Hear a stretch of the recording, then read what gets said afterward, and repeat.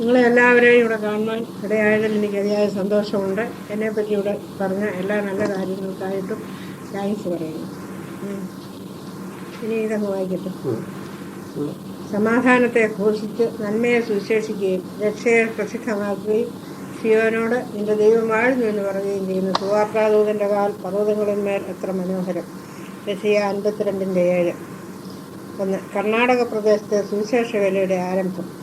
1940കളിൽ Bangalore beauty കോളേജിൽ പഠിച്ചുകൊണ്ടിരുന്ന ചാണ്ടിയച്ചനും പിടിപ്പമ്മനത്തിനും ഇപ്പോഴത്തെ വലിയ തിരുമേനിയും ക്രിസ്തോസ് തിരുമേനിയും ബാംഗ്ലൂരിലുള്ള ചില സ്നേഹിതന്മാരും ചേർന്ന് കബൺ പാർക്കിൽ ഒന്നിച്ചുകൂടി രൂപീകരിച്ച പ്രാർത്ഥനയുടെ ഫലമായി ഹോസ്കോട്ട താലൂക്ക് സുവിശേഷ വേലയ്ക്കായി തിരഞ്ഞെടുത്ത ശേഷം തക്ക ആളുകളെ ലഭിക്കുന്നതിനായി പ്രാർത്ഥിച്ചുകൊണ്ടിരുന്നു.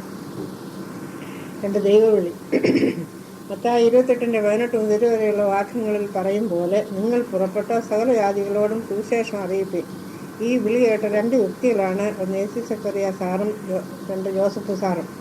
കുറിയന്നൂർ അതി നിൽക്കുന്നതിൽ സക്കറിയ സാർ സുവിശേഷ വേലയ്ക്കായി ടീച്ചർ ജോലി രാജിവെച്ച് കോളാറിൽ ബംഗാരപ്പെട്ട ബൈബിൾ സെമിനാരിയിൽ പഠിച്ചുകൊണ്ടിരിക്കുകയും കൂടെ പ്രവർത്തിക്കാനായി ഒരാളിനു വേണ്ടി പ്രാർത്ഥിക്കുകയും ചെയ്തുകൊണ്ടിരിക്കുകയായിരുന്നു. മാരാമൻ മനോണ ജോസഫ് സാർ അഞ്ചൽ മാസ്റ്ററായി മാരാമൻ ചുറ്റുമുക്കിൽ ജോലി ചെയ്തുകൊണ്ടിരുന്നു. ഈ സമയം മാരാമനുടെ വികാരിയായി ബഹുമാനപ്പെട്ട പി.ജെ. തോമസത്തിനുമായുള്ള കൂട്ടായ്മയിൽ കഴിഞ്ഞു വരവേ അച്ഛൻ വടക്കേ കർണാടകത്തിൽ അങ്കോല എന്ന സ്ഥലത്ത് ആശ്രമ മിഷണറിയായി സ്ഥലം മാറിപ്പോയി. ഈ അച്ഛനുമായുള്ള കൂട്ടായ്മ കൊണ്ട് ജോസഫ് സാറിന് സുവിശേഷ വേലയിൽ കൂടുതൽ താല്പര്യമുണ്ടായി. ഇങ്ങനെ ഇരിക്കുമ്പോൾ ഒരു ദിവസം മേൽപ്പറഞ്ഞ സക്രിയ സാറുമായി കൂട്ടിമുട്ടാൻ സാധിച്ചു. അപ്പോൾ ഇങ്ങനെ ഒരു വേലയുടെ കാര്യം പറയുകയും ഒരു സഹപ്രവർത്തകനെ ആവശ്യമുണ്ടെന്ന് അറിയിക്കുകയും ചെയ്തു. അപ്പോഴാണ് ജോസഫ് സാറിന് സുവിശേഷ വേലയിലുള്ള താല്പര്യം യാഥാർത്ഥ്യമായത്. ഉടനെ തന്നെ 2 പേരും കൂടെ ഈ തീരുമാനം അന്നത്തെ മിഷണറി ബിഷപ്പായിരുന്ന കാലം ചെയ്ത മത്യൂസ് തിരുമേനി അറിയിക്കുകയും തിരുമേനി അതിനെ പ്രോത്സാഹിപ്പിക്കുകയും പ്രാർത്ഥിച്ച് അനുഗ്രഹിച്ച് ബംഗാരപ്പെട്ട് തന്നെ പഠിക്കാൻ അനുവദിക്കുകയും ചെയ്തു. ജോസഫ് സാർ അന്ന് ചെയ്തുകൊണ്ടിരുന്ന ജോലി റിസൈൻ ചെയ്തു. ഹോസ്കോട്ടെ ആശ്രമം. സാധാരണ ആശ്രമങ്ങളിൽ കല്യാണം കഴിക്കാത്ത ആളുകളാണല്ലോ ഉള്ളത്. എന്നാൽ മേൽപ്പറഞ്ഞ 2 വ്യക്തികളും കുടുംബക്കാരായിരുന്നു. 1947 2 കുടുംബക്കാരും ഒരുമിച്ച് ജൂൺ 27-ന് 8 അംഗങ്ങൾ ഹോസ്കോട്ടയിൽ എത്തി ക്രൈസ്തസാക്ഷി സംഘം എന്ന പേരുള്ള ആശ്രമത്തിൽ ഒന്നിച്ച് താമസിച്ചു. 6 മാസം കൊണ്ട് കർണാടക ഭാഷ എഴുതാനും വായിക്കാനും സംസാരിക്കാനും പഠിച്ചു പാസ്സായി. സ്ഥലവിവരം. ഹോസ്കോട്ട ബാംഗ്ലൂർ ഡിസ്ട്രിക്റ്റിലുള്ള ഒരു താലൂക്കാണ്. ബാംഗ്ലൂർ സിറ്റിയിൽ നിന്നും 25 കിലോമീറ്റർ ദൂരത്തിലാണ് ഈ താലൂക്ക്. ഇവിടെ 300ഓളം ഗ്രാമങ്ങൾ ഉണ്ട്. അവിടുത്തെ ജനങ്ങൾ വിദ്യാവിഹീനരും അപരിഷ്കൃതരുമാണ്. 70% ഹിന്ദുക്കളും ബാക്കി മുസ്ലിമുകളുമാണ്. ഭാഷ കർണാടകമാണ്. എങ്കിലും പല ഭാഷകൾ സംസാരിക്കുന്നവരും ഉണ്ട്. പ്രധാന കൃഷി പഞ്ഞപ്പുല്ലാണ്. മുന്തിരിയും വെജിറ്റബിൾസും ധാരാളമായി കൃഷി ചെയ്യുന്നു. ആശ്രമ വിവരങ്ങൾ.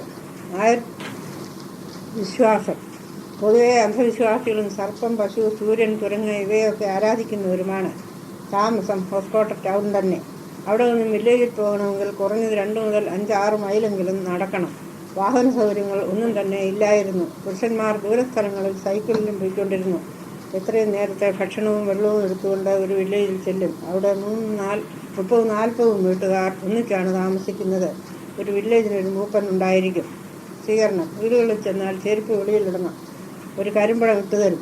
അതിലിരുത്തും. കന്നഡ പാട്ട് പാടുമ്പോഴേക്കും ആ വില്ലേജിലെ ആളുകളൊക്കെ ഓടിക്കൂടും. അവരോടൊക്കെ ക്ഷേമാന്വേഷണങ്ങൾ തിരക്കി സുവിശേഷം പറയും. ചിലപ്പോൾ സ്കൂളുകളിൽ കുട്ടികളോട് കഥ പറയാനും പാട്ട് പഠിപ്പിക്കാനും ഒക്കെ സമയം കിട്ടിയെന്ന് വരും. 4 ക്ലാസ്സുള്ള ഒരു സ്കൂളിൽ ഒരു ടീച്ചർ മാത്രമേ കാണുകയുള്ളൂ. വായിക്കാൻ അറിയാവുന്നവർക്ക് സുവിശേഷ പ്രതികളും ട്രാക്സും ഒക്കെ കൊടുത്തിട്ട് പോരും. ഇതായിരുന്നു സുവിശേഷ വേലയുടെ രീതി. ഇതൊക്കെ കഴിഞ്ഞ് ഉച്ചയാകുമ്പോൾ ഒരു മരത്തിൻ്റെ തണലിൽ പോയിരുന്ന് ഭക്ഷണം കഴിച്ച് വിശ്രമിക്കും. പിന്നെ അടുത്ത വില്ലേജിൽ പോകും. അവിടെ ഇതേ രീതിയിൽ കഴിഞ്ഞിട്ട് 4 മണിയോടുകൂടെ വീട്ടിലേക്ക് മടങ്ങും. ശനിയാഴ്ച തോറും ബിസിനസ് മീറ്റിംഗ് ഉണ്ടായിരിക്കും. ഒരാഴ്ചത്തെ പ്രോഗ്രാം എന്ന് തീരുമാനിച്ചിട്ട് അതനുസരിച്ച് പ്രവർത്തിക്കും. സുവിശേഷ വേലയ്ക്ക് സ്വീകാര്യമല്ലാത്ത യാതൊരു എതിർപ്പോ വിദ്വേഷമോ അവിടെ ഉണ്ടായിട്ടില്ല.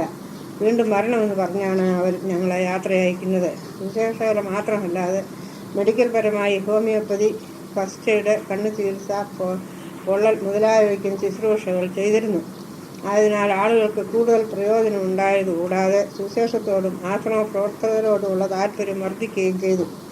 15 വർഷം മേൽപ്പറഞ്ഞ രീതിയിലുള്ള പ്രവർത്തനം നടന്നു. ഈ കാലങ്ങളിൽ ആശ്രമത്തിൻ്റെ സ്ഥിര മെമ്പറായി വേറെ ആരും തന്നെ വന്നില്ല.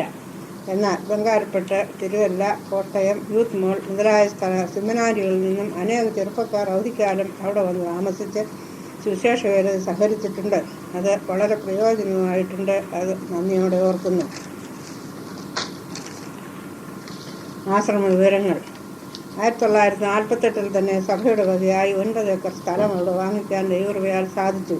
അതിൻ്റെ കടം തന്നെ തീർക്കാഞ്ഞതുകൊണ്ട് വീടുകൾ വയ്ക്കാൻ കുറെ കൂടെ താമസിച്ചു. ഇതിനകം പല വാടക വീടുകളിൽ താമസിക്കേണ്ടതായും വന്നിട്ടുണ്ട്.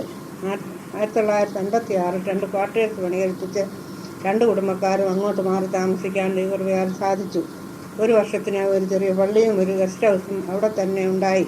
ഗസ്റ്റ് ഹൗസിൽ ബോംബെ, മദ്രാസ് മുതലായ പട്ടണങ്ങളിൽ നിന്നും സമ്മർ കാലത്ത് അവിടെ വന്ന് താമസിച്ച് ആശ്രമക്കാർക്ക് കൂട്ടായ്മ നൽകിയിട്ടുണ്ടെന്നുള്ള കാര്യം നന്ദിപൂർവ്വം ഓർക്കുന്നു. ഞാൻ വാങ്ങിയ ഈ 9 ഏക്കർ സ്ഥലം ടൗണിൽ നിന്നും ദൂരത്തും ആളുകൾ താമസിക്കാൻ ഇഷ്ടപ്പെടാത്തതുമായിരുന്നു. കാരണം ആ ഭാഗത്ത് ഒരു പോസ്റ്റ്മോർട്ടം ബിൽഡിങ്ങും രാജുക്കൾ ഇരിക്കുന്നിടം എന്ന് വിശ്വസിക്കുന്ന ഒരു പുളിമരവും അടുത്തൊരു കുളവും ഉണ്ടായിരുന്നു.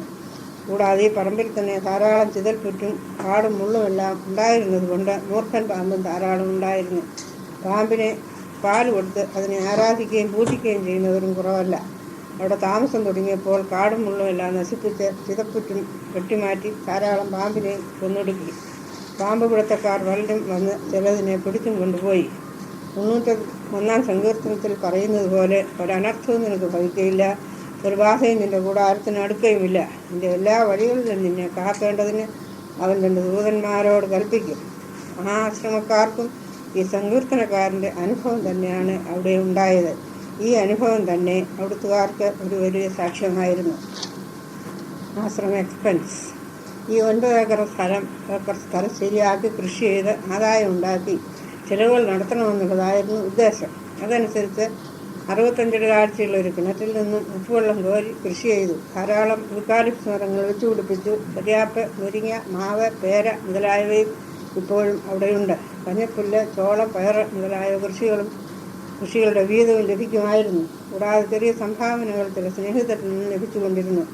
പ്രവർത്തന ഫലങ്ങൾ. ആശ്രമം തുടങ്ങി 8-ാം വർഷം ഹോസ്കോട്ടയിലുള്ള ഒരു ചെറുപ്പക്കാരൻ വളരെ എതിർപ്പുകൾ സഹിച്ച് മത്തായി എന്ന പേരോടുകൂടെ സ്നാനപ്പെട്ട സഭയുടെ അംഗമായി.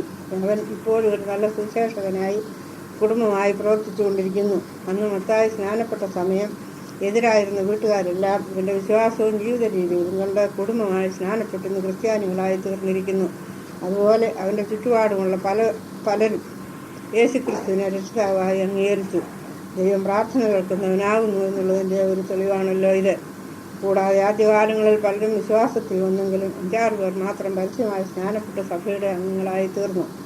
ആശ്രമം നിൽക്കാൻ കാരണം. 1962 സക്കറിയാച്ചൻ സഭാസേവനത്തിനായി ഇടവുകളിലേക്ക് പോയി.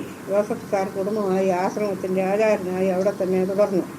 1965 സുവിശേഷ സംഘത്തിൻ്റെ നേരിട്ടുള്ള ചുമതലയിൽ ശമ്പളത്തോടുകൂടെ റവറൻ DJ ജോർജ് മിഷണറിയായും ഭാര്യ മിസസ് ഡോക്ടർ സോഫി ജോർജ് അവിടുത്തെ ഡോക്ടറായും സഹോദരി മേരി മാത്യു നേഴ്സായും അവിടുത്തെ ജോലിയിൽ നിയമിതരായി. ജോസഫ് സാറിനെ സുവിശേഷ സംഘത്തിൻ്റെ നേരിട്ടുള്ള സുവിശേഷകനായി അംഗീകരിച്ചു. ആശുപത്രി തൽക്കാലം ഗസ്റ്റ് ഹൗസിൽ വെച്ച് ആരംഭിച്ചു. അധികം താമസിയാതെ 20 കിടക്കുകളോടുകൂടിയ ഒരു വാർഡ് ഉണ്ടായി.